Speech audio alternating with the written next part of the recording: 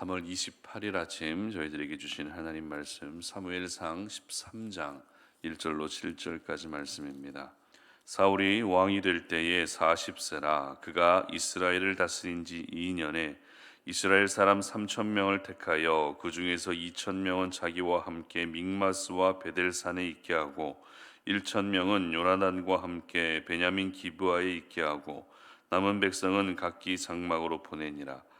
요나단이 게바에 있는 블레셋 사람의 수비대를 치매 블레셋 사람이 이를 들은지라. 사울이 온 땅에 나팔을 불어 이르되 히브리 사람들은 들으라 하니 온 이스라엘이 사울이 블레셋 사람들의 수비대를 친 것과 이스라엘이 블레셋 사람들의 미움을 받게 되었다 함을 듣고 그 백성이 길갈로 모여 사울을 따르니라. 블레셋 사람들이 이스라엘과 싸우려고 모였는데 병거가 3만이요 마병이 6,000명이요 백성은 해변의 모래같이 많더라. 그들이 올라와 베다웬 동쪽 믹마스에 진침해 이스라엘 사람들이 위급함을 보고 절박하여 굴과 수풀과 바위 틈과 은밀한 곳과 웅덩이에 숨으며 어떤 히브리 사람들은 요단을 건너 갓과 길르앗 땅으로 가되 사울은 아직 길갈에 있고 그를 따른 모든 백성은 떨더라. 아멘. 시작부터 하나님께 집중하라라는 제목으로 오늘 아침 말씀 전합니다. 운전을 하다 보면 운전하는 분들은 자기만의 운전 습관이 있습니다. 어떤 분들은 급가속이나 아니면 급브레이크를 밟지 않는 좋은 운전 습관을 가지고 있는 분도 있고요. 또 어떤 분은 운전 중에 휴대폰을 사용하는 별로 안 좋은 습관을 가지고 있는 분도 계십니다. 저의 경우는 급가속도 하지 않고 급브레이크도 잘 밟지 않지만 한 가지 안 좋은 운전 습관이 있습니다. 어떤 습관인가 하면 신호 대기할 때에 앞차에 바짝 붙여서 차를 정차를 한다는 겁니다. 운전을 하고 있는 저 스스로는 제가 직접 브레이크를 밟기 때문에 아무리 앞차와의 간격이 좁아도 이때 되면은 이 정도 되면은 이제 차가 멈추지 하고 저는 다 알고 있기 때문에 별로 두렵지 않고 걱정이 안 되지만 동승자는 어떻습니까? 차를 세울 수 있는지 아니면은 그 앞차와 부딪히게 되는지 가늠하기가 어렵기 때문에 항상 불안할 수밖에 없죠. 예전에 처음 사역할 때 첫 사역지에서 담임 목사님 모시고 다니는 비서 역할을 하면서 이런 운전 습관 때문에 많이 혼났던 기억이 있습니다. 저도 알고 있거든요. 이게 별로 안 좋은 운전 습관이라는 것을 잘 알고 있는데 잘 고쳐지지가 않더라고요. 왜 안 고쳐질까요, 여러분? 별로 안 좋은 운전 습관이라는 것을 저 스스로도 잘 알고 있는데 이게 왜 잘 고쳐지지 않는 것입니까? 그 이유는 운전대를 잡은 첫 시작부터 습관이 그렇게 들여져 있었기 때문입니다. 처음부터 운전하는 습관이 그렇게 들여져 있었기 때문에 이걸 바꾸려고 해도 잘 되지 않는 겁니다. 그러므로 어떤 일이든지 처음 시작을 어떻게 하느냐 하는 것은 참 중요한 것 같습니다. 우리나라 속담 중에 3살 버릇이 80까지 간다라는 속담이 있는 것처럼 처음 시작이 그 사람의 삶의 방향을 결정하는 또 하나의 중요한 요소가 되는 것이죠. 오늘 본문은 사울이 왕으로 즉위하고 나서 처음으로 겪고 있는 일을 기록하고 있습니다. 처음으로 겪고 있는 일이란 어떤 일이었습니까? 바로 블레셋과의 전쟁이었습니다. 사실 사울이 블레셋과 전쟁을 치르는 것은 당연한 것입니다. 어찌 보면 이를 위해서 사울이 왕으로 세워졌다 해도 틀리지 않을 것입니다. 그렇기 때문에 이스라엘과 블레셋의 충돌은 지금까지도 늘 있어 왔고 앞으로도 있게 될 일이라는 점에서 당연한 것이었습니다. 그런데 블레셋과 전쟁을 하게 된 배경을 보게 되면 무언가 개운치 않은 점을 한 가지 발견하게 되는데요. 오늘 본문 2절 말씀을 한번 보시도록 하겠습니다. 이스라엘 사람 3,000명을 택하여 그 중에서 2,000명은 자기와 함께 믹마스와 베델산에 있게 하고 1,000명은 요나단과 함께 베냐민 기브아에 있게 하고 남은 백성은 각기 장막으로 보내니라.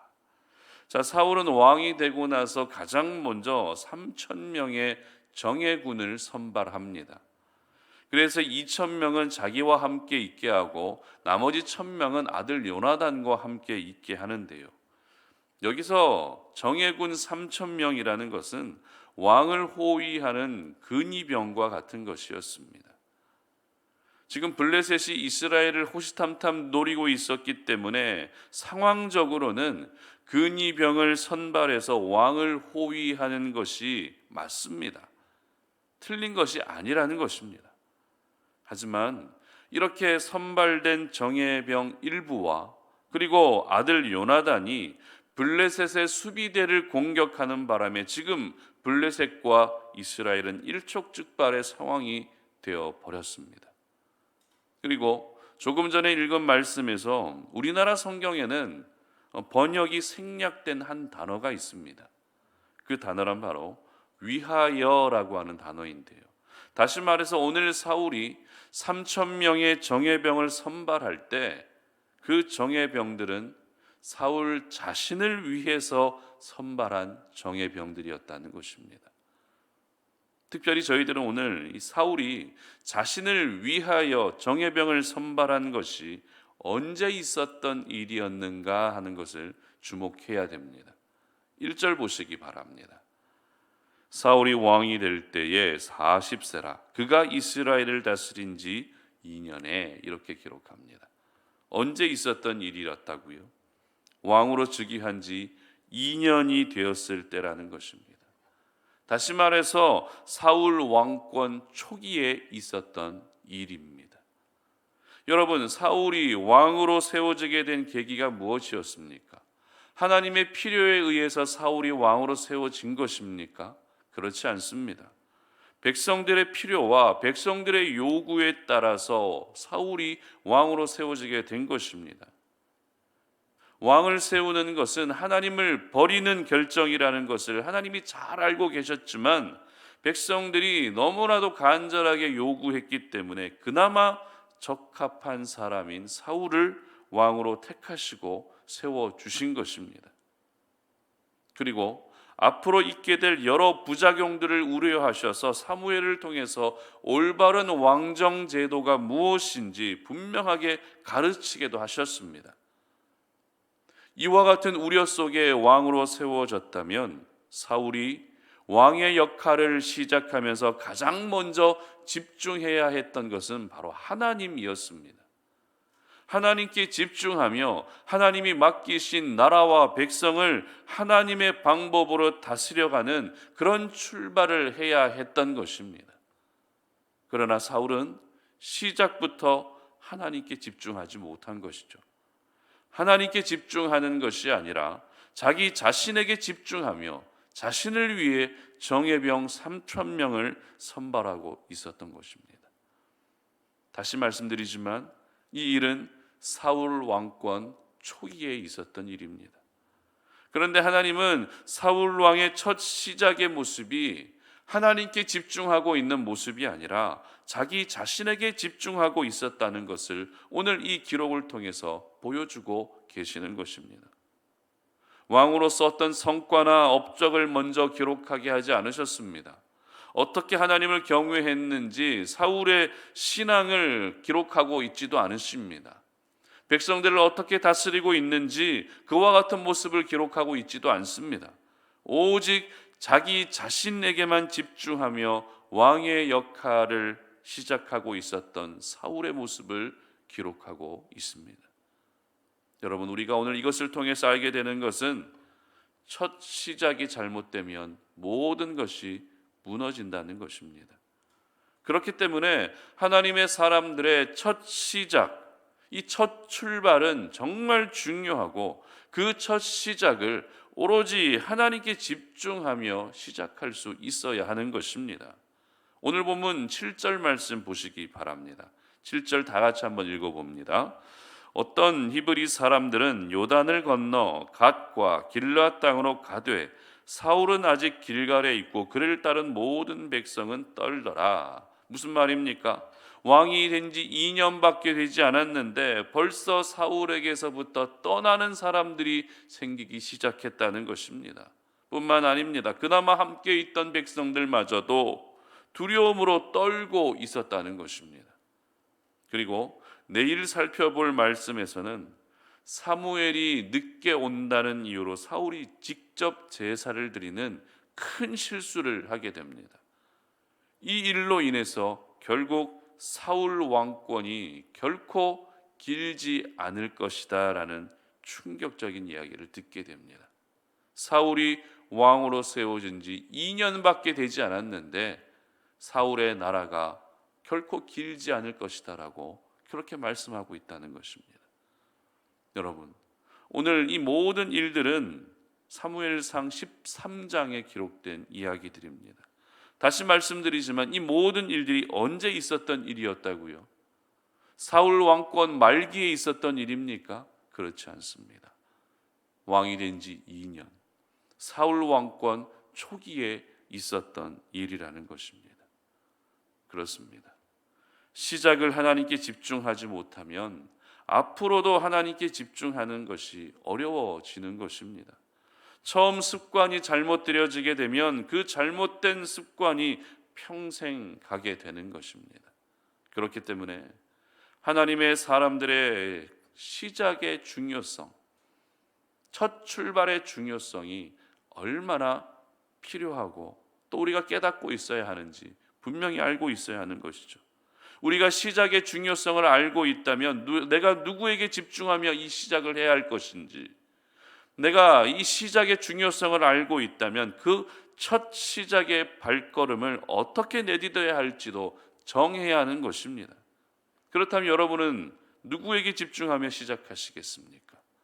사울 왕처럼 나 자신에게만 집중하며 모든 시작을 하시겠습니까? 아니면 하나님께 집중하며 첫 시작을 출발하시겠습니까? 오늘 저희들은 모두 동일하게 첫 시작점에 있습니다. 오늘 하루의 시작이라고 하는 첫 출발점에 서 있다는 것입니다. 오늘 이 하루를 시작하면서 나의 만족과 나의 행복과 나의 성공이라는 여러분 자신에게 집중하시겠습니까? 아니면 하나님의 기쁨과 하나님의 영광이라고 하는 하나님께 집중하시겠습니까?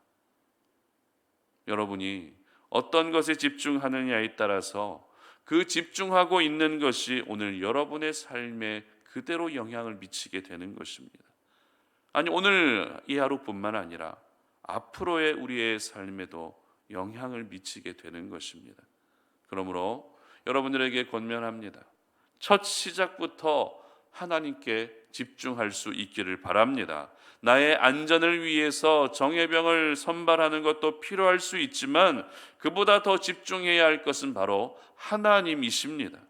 나의 안전을 위해 선발한 정예병들은 뿔뿔이 흩어져도 하나님은 절대 여러분을 떠나지 않으십니다. 그렇기 때문에 내가 지키는 안전보다 하나님이 지켜주시는 안전이 더 중요한 것입니다. 바라기는 여러분 모두가 오늘 이 하루의 첫 시작을 하나님께 집중하셔서 그것이 여러분에게 거룩한 습관이 되게 하시기를 바랍니다.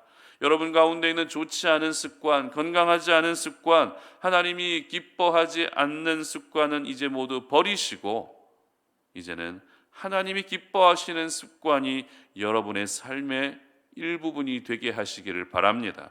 그래서 여러분의 삶 속에서는 관계적인 부분이든 아니면 경제적인 부분이든 흩어지는 일들이 생기는 것이 아니라 오히려 모아질 수 있는 그런 일들이 있으시기를 바랍니다.